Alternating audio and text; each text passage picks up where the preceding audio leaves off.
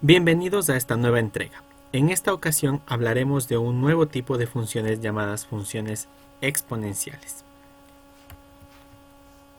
En este video abarcaremos su concepto o definición, la gráfica y ciertas propiedades que definen a la función exponencial. Bueno, para poder entender lo que es una función exponencial, observemos el siguiente ejemplo. Tenemos la función f de x igual a 2 elevado a la x. Como podemos ver, la variable se encuentra como exponente de nuestra función y la base de nuestra función es una constante.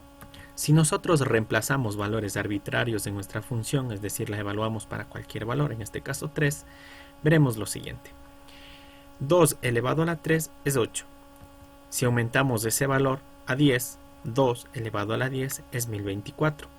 Y si aumentamos 3 veces de este último valor, es decir 30, 2 elevado a la 30 es igual a 1073.741.824. Esta es una función exponencial con base 2. Observe la rapidez con la que van aumentando los valores conforme se va aumentando el valor que puede tomar la variable. Ahora, comparemos esto con otra función. G de x igual a x al cuadrado. Esta no es una función exponencial, es una función cuadrática. Nótese la diferencia. Si nosotros evaluamos a esta función con el mismo valor de 30 anterior, nos daremos cuenta que g de 30 es 30 al cuadrado y 30 al cuadrado es 900. Evidentemente no se trata de la misma función. El punto es que cuando la variable está en el exponente, como en este caso, incluso un pequeño cambio en la variable puede causar un cambio muy grande en el valor de la función, lo que no sucede con este otro tipo de funciones que ya las estudiamos anteriormente. Eso es lo que le hace especial a la función exponencial y que merece un especial cuidado. Con ello podemos pasar a definir las funciones exponenciales. La función exponencial con una base a constante está definida para todos los números reales x por f de x igual a elevado a la x, donde a deberá ser mayor a 0 y diferente de 1. Mayor a 0 porque de ser negativo lo convertiría en una función irracional, y ese no es el caso. Si el exponente es 0, es decir, x, llegase a valer 0, la base independiente de su valor a la 0 será 1, siempre y cuando a no sea 0, porque 0 a la 0 no es 1, es una indeterminación. Y al ser una indeterminación, esta función exponencial quedaría indefinida. Por lo tanto, a no puede valer 0 y por eso se dice que a debe ser mayor a 0. Ahora, esta definición se construye en cumplimiento de las propiedades de los exponentes. Asumimos, por tanto, que a es diferente de 1 debido a que f de x para la base 1, un 1, independientemente de los valores que puede tomar x, es una función constante. Y al ser una función constante, no tendría sentido estudiarla dentro de la función exponencial. Es decir, sería una gráfica completamente diferente a la función exponencial y que ya la estudiamos anteriormente. De esta manera podemos graficar las funciones exponenciales mediante la localización de puntos. Para ello hemos planteado el siguiente ejemplo. Trazaremos la gráfica de las siguientes dos funciones. La primera, f de x igual a 3 elevado a la x, y la segunda, que constituye el inverso de la función primera. El inverso de 3 es un tercio. G de x es el inverso de 3, es decir, un tercio elevado a x. En otras palabras, graficaremos una función y su inversa. Esto con la finalidad de observar su comportamiento. Para ello trazamos una tabla de valores y en ella colocamos valores para nuestra variable independiente, como ya lo hemos hecho en los videos anteriores, desde un dominio negativo pasando por 0 hasta un dominio positivo. Esto con el objetivo de tener valores cercanos a 0 y poder entender cómo se comporta la función en todos sus cuadrantes. Empezamos con el primer valor de menos 3 y lo reemplazamos en nuestra primera función. 3 elevado a la menos 3 es igual. Cuando nosotros tenemos un valor de exponente negativo, para convertirlo en positivo o su recíproco positivo, habrá que obtener su inverso. En tal virtud será la unidad dividido para la base y su valor positivo. Y de esta manera obtenemos el valor de nuestra componente en y, es decir, el valor de la función. 1 dividido para 3 al cubo será a1 entre 27.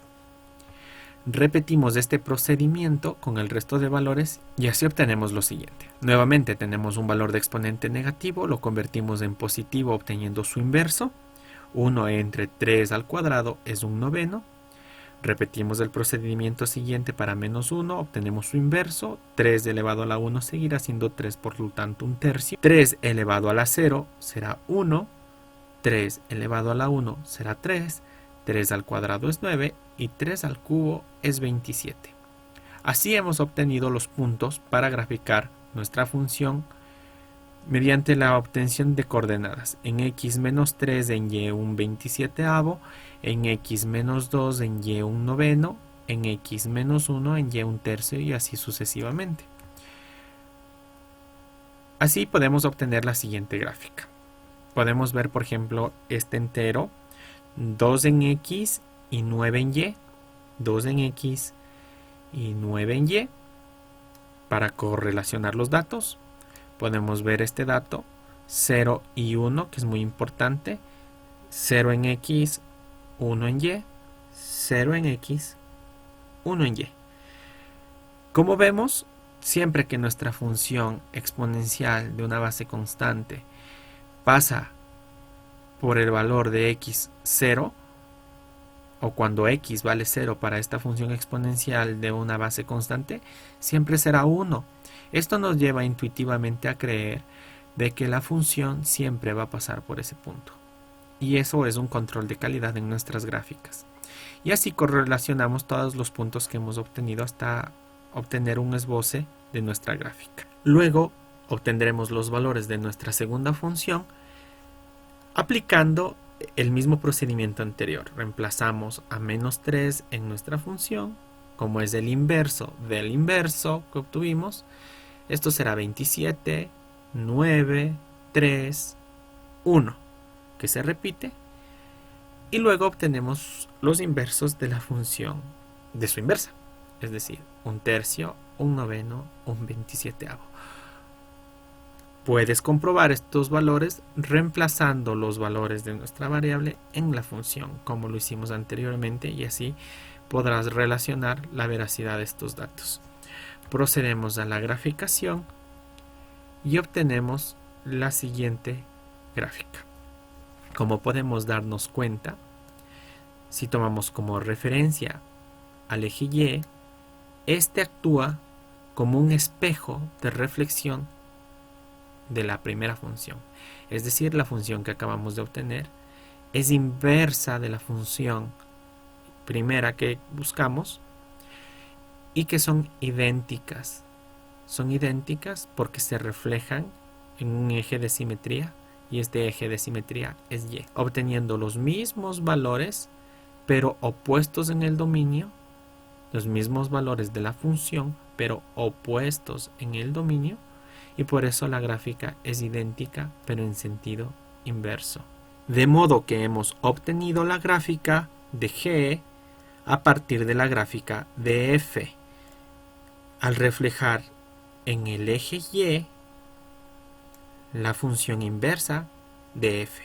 Este ejercicio nos permite observar cómo es la gráfica de una función exponencial y que difiere de la cuadrática porque los valores van creciendo exponencialmente, tanto en su inversa como en su original. Ahora bien, g de x, que es el inverso de f, también lo podemos entender de esta manera. G de x es igual al inverso de f, que es 3 a la x, es decir, un tercio de x. Esto será igual a 1 sobre 3 de x, y que es lo mismo que este denominador, convertirlo en numerador donde el exponente pasa a ser negativo, y por lo tanto la función g de x es la inversa de f. Como lo dijimos anteriormente, obtuvimos la gráfica de g a partir de f. Ahora, en esta gráfica nosotros podemos observar un conjunto de gráficas que son familiares de la función y igual a 2 elevado a la x. Es decir, cuando decimos que son familiares nos referimos a que tienen una estructura similar a esta función. Cambia la base, difiere la base, pero su estructura general se mantiene elevándose a la x, a la x, a la x, a la x, a la x.